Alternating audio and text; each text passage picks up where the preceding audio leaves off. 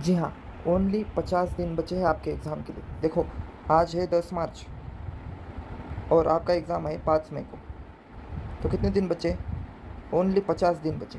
देखो, इन 50 दिनों में क्या करना है, कैसे करना है, ये सब आप पे डिपेंड है और आपका जो रिज़ल्ट है वो इसी 50 दिनों में डिसाइड होगा। ठीक है?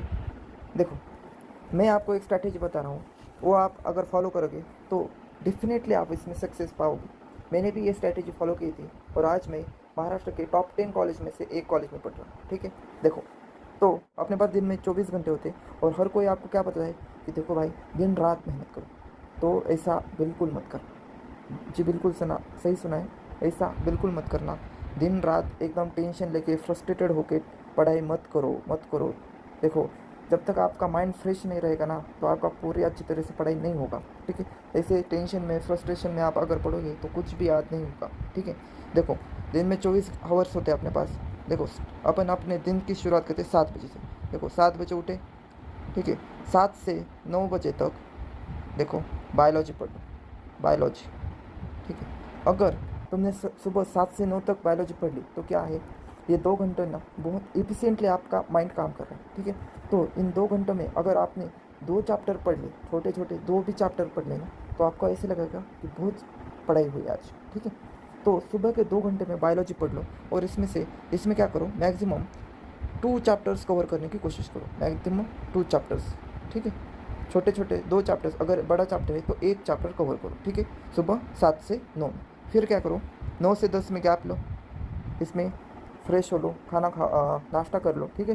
नहाना है तो नहा लो। ठीक है?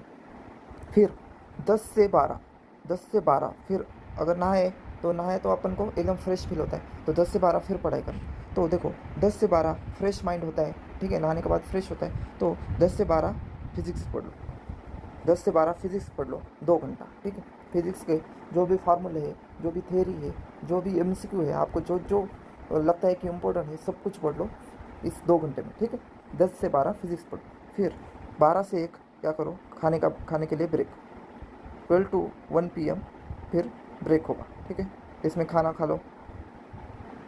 खाना खाने के बाद 1 से 2 देखो, स्लीप बहुत इम्पॉर्टेंट है। तो दोपहर की नींद आपको होनी चाहिए। देखो, अगर आप पूरे दिन पढ़ोगे ना, सुबह 7 से लेकर रात के 12 तक अगर तुम पढ़ने बैठोगे तो आपका ब्रेन काम नहीं करेगा। ठीक है? आपका ब्रेन बिल्कुल काम नहीं करेगा। देखो, जैसे अपन कोई गाड़ी लॉन्ग ड्राइव पे गए और अपन ने गाड़ी बहुत भगाई, तो क्या है, गाड़ी का इंजन गर्म होता है ना? वैसे अपना ब्रेन भी गर्म होता है। अपना ब्रेन भी इफिशिएंटली फिर काम नहीं करता अगर अपन ने वर्कलोड बढ़ाया तो। इसीलिए क्या करना है, इसीलिए अपन को ब्रेक लेके पढ़ना। ठीक है? तो 1 से 2 घंटा खाना खाने के बाद क्या करना है, अपन को स्लिप, थोड़ी सी नींद लेनी है। 1 घंटा लो या आधा घंटा लो। ठीक है? आप पे डिपेंड। फिर 2 to 6 2 to 6 PM केमिस्ट्री पढ़ लो। ठीक है? केमिस्ट्री, नींद अच्छी होने के बाद क्या करोगे, यहाँ माइंड फ्रेश होगा, फिर केमिस्ट्री पढ़ना है। 2 to 6 तक केमिस्ट्री पढ़ लो। 4 घंटा यहाँ केमिस्ट्री का पढ़ाई होगा। ठीक है? 4 घंटा। देखो, केमिस्ट्री पढ़ने के बाद 6 to 7 फिर से ब्रेक लो। देखो, कंटिन्यू 4 आवर पढ़ने के बाद आपका फिर से ब्रेन डाउन हो जाएगा, फिर से आपकी एफिशिएंसी कम होगी। तो 6 to 7 में क्या करो, थोड़ा सा ब्रेक ले लो, इसमें नाश्ता कर लो, थोड़ा सा चाय पी लो। ठीक है? थोड़ा सा घूम लो बाहर। ठीक है? 1 घंटा। ठीक है? फिर फ्रेश होने के बाद 7 to 9 फिर से 7 to 9 PM क्या करो, बायोलॉजी पढ़ो। 7 to 9 फिर से बायोलॉजी पढ़ लो। इसमें फिर 1-2 चैप्टर कवर करने की कोशिश करो। 2 चैप्टर को कवर करोगे तो बेस्ट है। ठीक है? 2 चैप्टर्स अगर तुम कवर करते हो तो दिन में कितना हो रहा है, 4 चैप्टर्स हो रहे हैं, तो ये बेस्ट है। अगर नहीं हो रहा तो दोनों टाइम मिला के कम से कम 3 तो करना ही है। ठीक है? कम से कम 3 चैप्टर तो करना ही है, ये मस्ट है। 3 चैप्टर तो आपको करना है। ठीक है? फिर देखो, 9 to 10 फिर खाने के लिए ब्रेक होगा। ठीक है? ब्रेक तो होने चाहिए भाई। कंटिन्यूसली पढ़ाई करोगे ना तो कुछ भी नहीं होगा। तो 9 to 10 ब्रेक ले लो, आधा घंटा इसमें पढ़ाई कर लो, आधा घंटा टाइम पास कर लो, थोड़ा मूड फ्रेश होगा। फिर 10 to 12 PM। ठीक है? फिर से फिजिक्स, 10 to 12 PM फिजिक्स पढ़ो। फिजिक्स को देखो, फिजिक्स को पढ़ने के लिए सिंपल तरीका है कि उसके फार्मूले पूरे रट लिख लिख के फार्मूला पूरा रट लेना है और जो उसकी थियरी है उसे पढ़ना। ठीक है? और मोस्ट इंपॉर्टेंट क्या है फिजिक्स के लिए, एमसीक्यू सॉल्व करना। ठीक है? एमसीक्यू सॉल्व करना मोस्ट इंपॉर्टेंट है। बिना एमसीक्यू के आप कुछ नहीं कर पाओगे। हाँ, थ्योरी के लिए आपको पढ़ना ही पड़ेगा। जो आपकी क्लास में नोट्स दिए उसमें थ्योरी होती है वो पढ़ लो, और जो फार्मूले उसे रट लो भाई, फार्मूले रट लो। देखो जो 60 to 70% जो पेपर होते हैं पूरा क्या होता है, फार्मूला बेस्ड होता है, ठीक है। तो इसीलिए फिजिक्स के फार्मूले रट लो। फिर 12 PM हो गया, फिर 12 से 1, 12 to 1 AM। फिर क्या करो, 12 से 1 में क्या करो, MCQ सॉल्व करो, MCQ सॉल्व कर लो, बायोलॉजी, केमिस्ट्री और फिजिक्स किसी के भी MCQ सॉल्व कर लो। और इसमें क्या करना है, previous year question paper solve करना है, ओनली क्या करना है, प्रीवियस ईयर क्वेश्चन पेपर। देखो प्रीवियस ईयर क्वेश्चन पेपर ना एकदम आपके लिए वरदान है। देखो कुछ भी एक्स्ट्रा नहीं आता है नीट के एग्ज़ाम में। अब जैसे जैसे अब का ट्रेंड देखे तो ना एकदम सिंपल सा क्वेश्चन पेपर आ रहा है। जो पिछली बार क्वेश्चंस पढ़े थे सेम टाइप के क्वेश्चन पढ़े, मैं ये नहीं कह रहा कि सेम क्वेश्चन पढ़ रहा है, सेम टाइप के क्वेश्चन आ रहे हैं, है ना। और मोस्टली क्या आ रहा है, एकदम लाइन टू लाइन क्वेश्चन आ रहे हैं, NCERT से लाइन टू लाइन क्वेश्चन आ रहे हैं। तो NCERT पढ़ना मस्ट है। और यहाँ जो मैंने बताया कि बायोलॉजी और केमिस्ट्री इसमें तो NCERT पढ़ना मस्ट है। देखो NCERT की एक भी लाइन छूटनी नहीं चाहिए, बायो में तो एक भी नहीं। और जो केमिस्ट्री है उसमें ऑर्गेनिक और इनऑर्गेनिक के लिए NCERT मस्ट है ना। देखो ये हो गया। देखो कितना कितना स्टडी हो गया तुम्हारा दिन का। देखो यहाँ 2 आवर हो गया बायोलॉजी, 2 आवर, फिर 2 आवर फिजिक्स के लिए हो गया, फिर यहाँ क्या हुआ, केमिस्ट्री के लिए 4 आवर्स हो गए, और फिर बायोलॉजी के लिए यहाँ 2 आवर्स हो गए, फिर यहाँ फिजिक्स के लिए 2 आवर्स हो गए, है ना। तो देखो टोटल कितना घंटा, और यहाँ 1 आवर MCQ।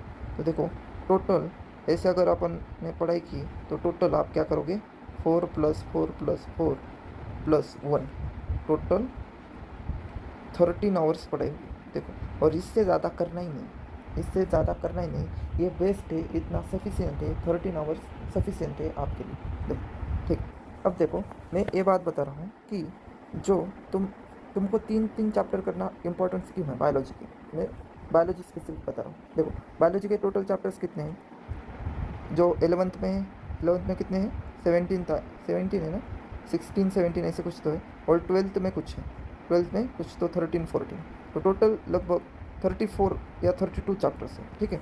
32 चैप्टर्स है, एग्जैक्ट नहीं पता मुझे, लेकिन 32 चैप्टर्स है दोनों मिला के। देखो अगर आप एक दिन में 3 चैप्टर कर रहे हो, ठीक है, एक दिन में अगर 3 चैप्टर कर रहे हो तो कितने दिन लगते हैं, आज से स्टार्ट किया तो कितने दिन लगेंगे, 10 दिन लगेंगे। कितने दिन लगे, एक दिन में 3 चैप्टर, 3 भी छोड़ो, 2 ही कर रहे हो, 2 ही कर रहे हो तो आपको 16 डेज लगेंगे पूरा बायोलॉजी का सिलेबस ख़त्म करने के लिए। कितने दिन, 16 डेज, ठीक है। तो इसमें क्या होगा, आपका पूरा बायोलॉजी का सिलेबस ख़त्म हो जाएगा एकदम एकदम टाइमली, ठीक है। और इसमें किसी का भी अपन ने कॉम्प्रोमाइज़ नहीं किया। केमिस्ट्री के लिए प्रॉपर टाइम है, फिजिक्स के लिए प्रॉपर टाइम है, ठीक है, और बायोलॉजी के लिए प्रॉपर टाइम। तो ठीक है 16 डेज में बायोलॉजी के पूरा सिलेबस कवर हुआ। फिर क्या करना है अपने पास, फिर भी 15 डेज है, 15 में से 16 गए, ठीक है। फिर क्या करना है, इसमें क्या करना है, फिर क्या करना है अपन को, 12 डेज में पूरा सिलेबस कवर करना है। अब देखो ये तो मैंने अभी की स्ट्रैटेजी बताई, ठीक है। नेक्स्ट क्या करना है, 12 डेज में सिलेबस कवर करना है। फिर कितने दिन बचे, देखो 6 2 8 और 2 28 डेज खत्म हुए। फिर क्या करना है अपन को, 12 डे के बाद 10 दिन में सिलेबस ख़त्म करना है, बायोलॉजी का बता रहा हूँ। तो कितने हो गए, 38 डेज। फिर भी अपने पास कितने बचे हैं, 12 डेज बचे, ठीक है। इसके बाद क्या करना है, 6 डेज में सिलेबस कवर करने की कोशिश करो, क्योंकि जैसे जैसे एग्जाम पास आ रहा है अपन को फास्ट रिवीजन करना पड़ेगा, ठीक है। अगर फास्ट रिवाइज नहीं करोगे वैसे स्लो चलोगे तो कुछ फ़ायदा नहीं है, मल्टीपल रिविजन होने चाहिए। तो फिर 6 डेज में पूरा सिलेबस कवर करने की कोशिश करो। तो कितने दिन बचते हैं अपने पास, यहाँ 4 आ गया, ठीक है। फिर भी अपने पास क्या है, 6 डेज बचे। तो फिर और 4 डेज में कोशिश करो ख़त्म करने की, 48 हो गए। फिर 2 डेज बचे, तो लास्ट 2 डेज में तो आज से ही आपको कुछ प्रॉपरली एकदम पढ़ना नहीं है, एकदम ऊपर से देखना है, ठीक है। लास्ट 2 डेज में तो एकदम प्रॉपर नहीं पढ़ना है, पूरा सिलेबस फिजिक्स केमिस्ट्री बायोलॉजी पूरा सिलेबस ऊपर से ओवरव्यू करना है, ठीक है, लास्ट 2 डेज में। तो देखो कितनी बार मैंने 15 डेज़ का प्लान बताया, इसमें आपका कितनी बार रिवीजन होगा, 1 2 3 4। तो इस 15 डेज़ में अपन ने 4 बार रिवाइज़ किया, ठीक है। तो इतना सफिशिएंट है ना भाई। आज 15 डेज़ बचे, इससे पहले तूने 2 साल दिए, इस 2 साल में तूने कितनी बार इसको रिवाइज़ किया होगा, लगभग 20-50 बार तो हुआ ही होगा। और लास्ट में फिर 4 बार कर रहे तो इतना सफिशिएंट है, मोर देन इनफ है, ठीक है। और ऐसे बायो के लिए क्या, ऐसे केमिस्ट्री के लिए करो, ऐसे फिजिक्स के लिए करो, ठीक है ना, ठीक है। इस तरह से स्ट्रैटेजी बनती है। और ऐसे एकदम फ्रस्ट्रेटेड टेंशन में आके पूरा दिन रात पढ़ाई करने की कोई ज़रूरत नहीं है, आपको बताते हैं लोग कि दिन रात मेहनत करो, ऐसा कुछ नहीं होता। जितना ब्रेन काम कर रहा है, जितना एफिशिएंट काम कर रहा है, उसी वक्त में काम करो, ठीक है। थोड़ा थोड़ा ब्रेक लेके काम करो, ठीक है ना। देखो, और फिर एक और चीज़ क्या बता रहा हूँ, अब देखो, अब आपको बस एनसीईआरटी ही पढ़नी है, बाहर का कुछ नहीं पढ़ना है, ओनली एनसीईआरटी लाइन्स पढ़नी है, ठीक है ना। एनसीईआरटी लाइन्स पढ़नी है, ओनली एनसीईआरटी। देखो, पिछली बार 2-3 साल का तुम पेपर का ट्रेंड देखोगे तो बायोलॉजी में लगभग 95% जो पेपर है ओनली एनसीईआरटी लाइन्स आ रहे हैं, ठीक है ना।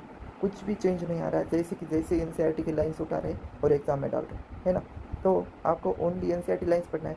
लास्ट अब 15 डेज बचे हैं, इनमें और कुछ भी पढ़ने के झंझट में मत पढ़ो, ओनली एनसीईआरटी लाइन्स पढ़ो। ऑर्गेनिक केमिस्ट्री के लिए भी एनसीईआरटी पढ़ लो, इनऑर्गेनिक के लिए भी एनसीईआरटी पढ़ लो, है ना। एनसीईआरटी पढ़ना, फिजिक्स अपना फिजिक्स के लिए नहीं पढ़ना है, फिजिक्स के लिए तो एमसीक्यू करना है, ओनली एमसीक्यू, ठीक है। देखो, एनसीईआरटी मस्ट है, तो आपको एनसीईआरटी पढ़ना ही पढ़ना है। और प्रीवियस ईयर क्वेश्चन पेपर एकदम आपके लिए वरदान है। प्रीवियस ईयर क्वेश्चन पेपर जितना हो सके उतना सॉल्व करो।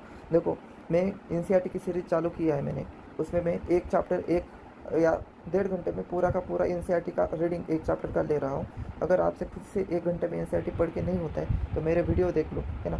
मैंने 2-3 चैप्टर पे वीडियो डाल रखे ह्यूमन फिजियोलॉजी पे, और मैं आगे भी ये कंटिन्यू करूँगा। अपन इन 50 दिनों में पूरा का पूरा बायोलॉजी 11th 12th पूरा कवर करने वाले, पूरे वीडियो डालने वाले। तो वीडियो, आपने ये टर्म तो सुना होगा, हार्ट फेल्योर। तो हार्ट फेल्योर का डेफिनेशन क्या होता है कि heart is unable to pump blood as per the body requirement. इसका मतलब क्या है कि बॉडी के लिए जितना चाहिए उतना हार्ट काम नहीं कर रहा, इसीलिए क्या करते हैं अपन, उसको हार्ट फेल्यूर हो रहा है। तो वैसे ही अगर तुम्हारे एग्ज़ाम में पास होने के लिए और टॉप करने के लिए और अपना रैंक लेने के लिए जितना स्टडी की ज़रूरत है, अगर तुम उतना स्टडी नहीं करोगे तो तुम भी डेफिनेटली फेल हो जाओगे ना, है ना। तो आपको ये इतना तो करना ही है। लास्ट 15 डेज बचे हैं, पढ़ाई करो, पूरे दिल से पढ़ाई करो। 15 डेज में कुछ किसी भी झंझट में मत पड़ो, है ना। कोई भी टेंशन मत लो, ओनली स्टडी, ओनली स्टडी, इसी पे फोकस करो, ठीक है।